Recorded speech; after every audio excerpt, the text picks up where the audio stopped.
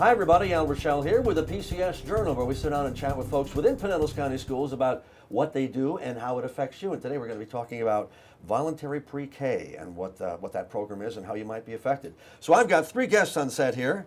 Glad to see you all. We have Bill Lawrence, Executive Director of Student Assignment. Next to him, Teri Statton, who is the ESE pre-K specialist. She's a newbie, only worked for the school district for 27 years. Sorry about that. And Gail Ramsdell, who is the early childhood education. How long have you worked for the school district? 30 years. 30 years. Wow. And Bill, you? About 20. About 20. So we've got a lot of experience here.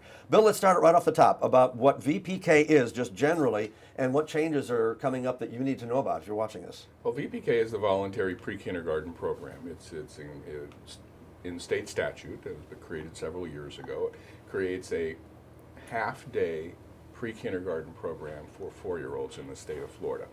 And it can be accessed by all families at no cost through getting a voucher from the Early Learning Coalition here in Pinellas.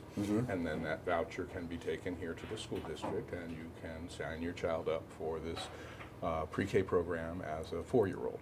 Okay, and the reason for the pre-K program is because what? To increase kindergarten readiness. Right. That's one of the big indicators of success, long-term success, is readiness for kindergarten. So pre-kindergarten is the first step to preparing students for success in kindergarten and beyond. And how long have we had VPK? 3, 4, 5 years? It's been longer than that. It's been longer than that. Yeah, Since 2005. 2005. Okay, so we're here today to talk about because they're changing the procedures. And anytime there's change, it's kind of like, okay, let's go slow. What are we changing? Let's try and get the word out. Historically, parents have registered for voluntary pre-kindergarten or VPK at the schools directly. And this has resulted in a little bit of a backlog and confusion because some parents will actually line up in the middle of the night or early morning to try and get these spots at some of the more coveted schools. It's just created a little confusion, and so what we're trying to do now is move the process to register and apply for a seat in pre-K online, like all of our other student reservation systems. Like when you apply for a magnet or a fundamental, that's online, and it's a random weighted lottery system. Same thing when you apply for a non-zone seat through our special assignment request. It's an online randomized lottery. So we're bringing the VPK registration process in line with most of our student assignments. So again, the people were standing in line because they wanted to get in that particular school, right? Exactly. And now, does anybody get any kind of preference, i.e., what if you've got kids that are in 2nd and 3rd grade in that same school? There are a series of preferences. First of all, we also have a 3-year-old pre-K program, and that's what Ms. Stanton really oversees. And that's for both exceptional education students and general education students. And most of our pre-K programs are blended. They have both exceptional education students in the same classroom side by side with general education students. And that's a really good model for both groups. So the 3-year-olds get the first priority into a 4-year-old VPK seat because they've already been with us and they're going to get into the next one. Okay, that makes sense. We also have some schools that are supported by federal Title I funds, and if you live in that school zone and apply for a VPK seat to that school, you're going to get a priority, and in fact, you won't have to pay for the second half of the day. Gail will share a little bit about how you get the half-a-day program free of charge through the state voucher system, but many parents want to do the whole day and an additional 3 hours, and for that there is a tuition fee. But the students in these supported federal Title I schools don't have to pay that additional fee. Right. So Teri, you're dealing with what age group mostly? The 3-year-olds. Well, Gail and I share the 4s, and I have the 3-year-old program. So Okay, people can say, wow, 3 years old. Is that kind of young to get them into school? they're out there. You see it all the time. Kids are in school at age 1. So we've tried to give them, a good start at 3 and move them on to the 4s. We try to keep them at the same school too, so they have that continuum. And most of them are zoned for that school, so then they go to 3, 4s, and then they go to kindergarten through their career in elementary school. So is it a 5-day-a-week program or what? It's 5 days a week, all day. It's a 6-hour day. They have a rest time. They do sleep for an hour. Yeah. They have lunch and snacks. How do the kids adjust to it? I'm just curious about that.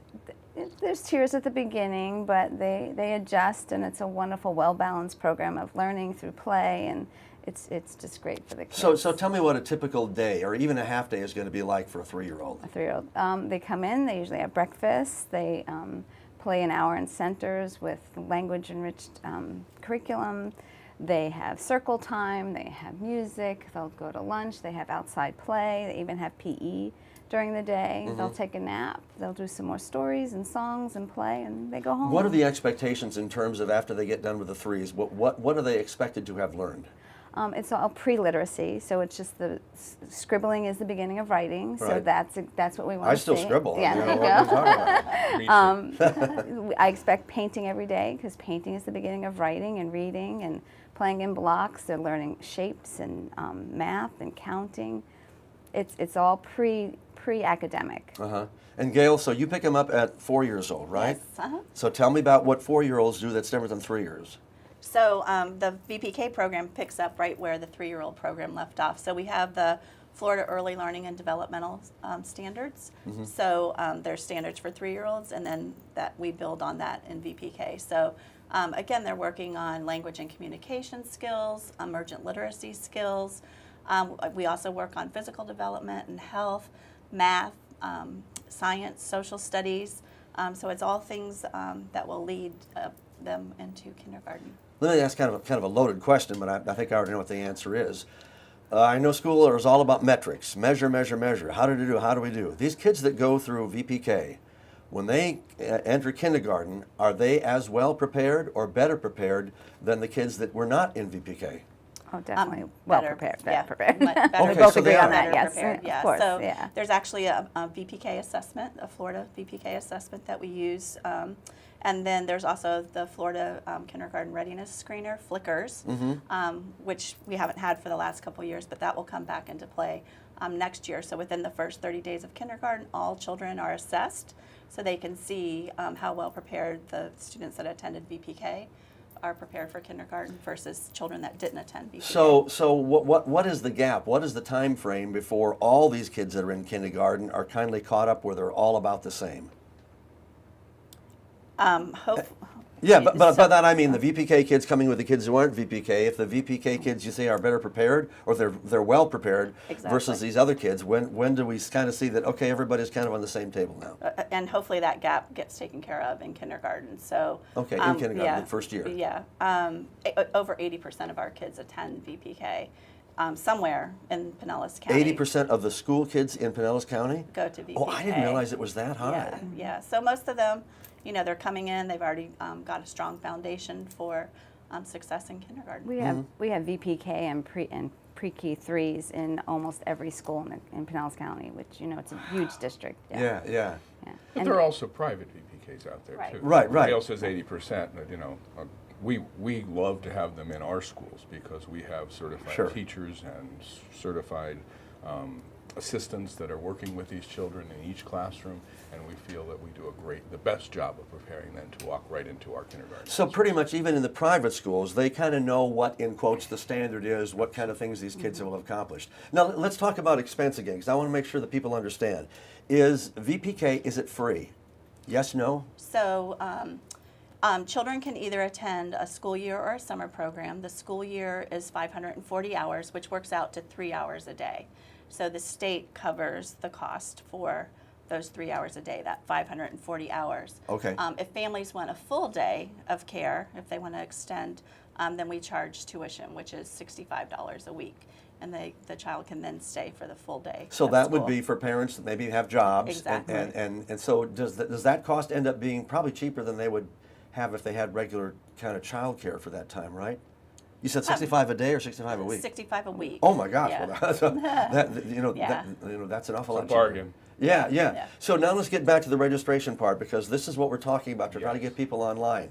A lot of people are not computer savvy, and first question people often ask is, where do I go? And let's start out with that. Well, they will always be able to call our student assignment office. We have a call center that we're able to field calls all the time, and we assist people over the telephone. We also do outreach, like with all of our times at the beginning of the school year, during the magnet application period, during a special assignment request, where our offices are open late. I know this year Gail is planning to work with the Hispanic Outreach Center. We're going to do a night where we go out and we bring our Hispanic-speaking staff out to help some of our Oh, that's great. non-English-speaking families complete the process. So. So you said that they're in most of the schools. Now, would you go to normally what would be your, in quotes, zone school? It's not required. Voluntary pre-kindergarten is that. It's voluntary. You can pick a site that's close to work, or you can pick a site that will eventually be your zone kindergarten as well. I mean, the hopes is that they do that, because then Yeah. they go from the 3-year-olds to the 4-year-olds to the transition kindergarten right class into and the just school. stay at the Right. school that they're at. You know, when That's this our program hope. began, and you're in the program, because sometimes people are very leery. I know it's called voluntary pre-K, and there are a lot of political reasons it was called that and otherwise. So how are people receiving that? Do people feel like we're being forced to do this, or do they say, man, this is the greatest thing that's come along since sliced bread? I think they think Yeah, it's the I- greatest thing since yeah. sliced bread. Okay, yeah. Our I classes think- are full. Our classes yeah. are all full. Yeah, I think they're Yeah. really grateful for the program. Yeah. And parental involvement, talk to me about that. Absolutely, we want parents involved from the very beginning, and you know that's one of the campaigns that we have going on with the Juvenile Welfare Board right now. Attend every day, achieve every day. Yeah. And so we're pushing that even with our preschool students, because we know that lays the foundation for their attendance habits for the rest of their school career.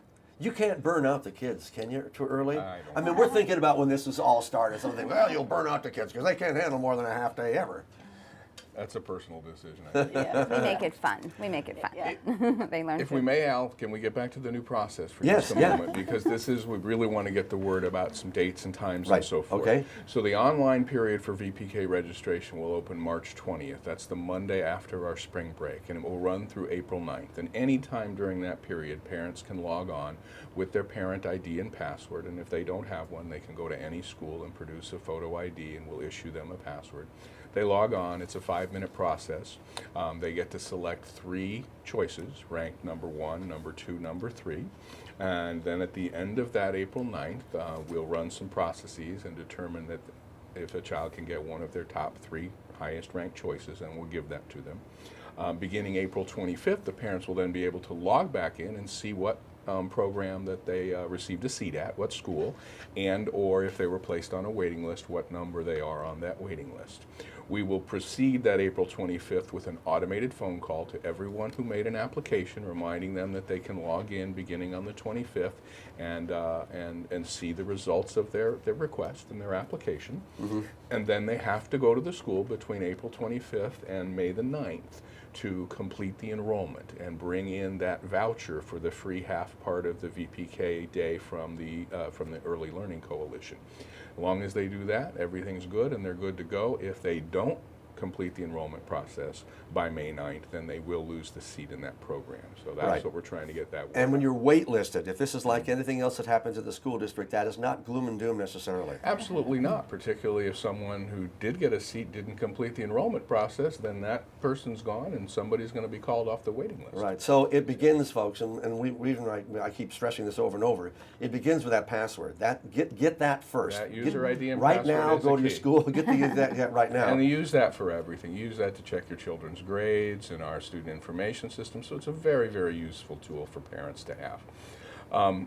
You did ask earlier about some priorities, and there are. So, like we said, the 3-year-olds will get the first priority into the 4-year-old seats, and then we have the Title I supported schools.